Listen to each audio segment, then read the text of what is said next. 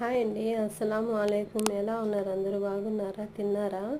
ఇది బాదము ఖర్జూరాలండి. ఇది డేట్స్ అంటారు కదా, ఖర్జూర పండు అంటారు, అదే అండి. చూడండి ఇంకా ఎంత స్మూతీగా ఉన్నాయి ఖర్జూరాలు.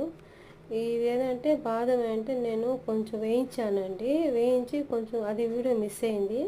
కొంచెం వేయించి క్రిస్పీగా అవుతుందండి వేయిస్తే. కొంచెం పచ్చి బాదం వేయించాలి. కొంచెం వేయించిన తర్వాత ఇవి బాదంలో ఇవి ఖర్జూరాల్లో గింజలు ఉంటాయి కదండి, ఆ గింజలు తీసేసాను.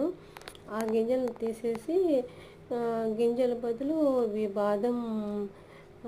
బాదంతో కలిపి తింటా ఉంటే సూపర్ టేస్ట్ అండి, భలే టేస్ట్గా ఉంటుంది. ఎందుకంటే ఇది కొంచెం క్రిస్పీగా ఉంటుంది బాదము.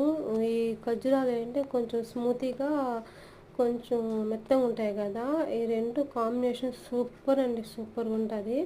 ఇక్కడ నేను గవా అంటారు, ఇక్కడ గవాతో కలిపి తింటానండి. ఇది బాగా టేస్ట్గా ఉంటుంది, హెల్తీ ఫుడ్ కూడా అండి, సూపర్ అండి.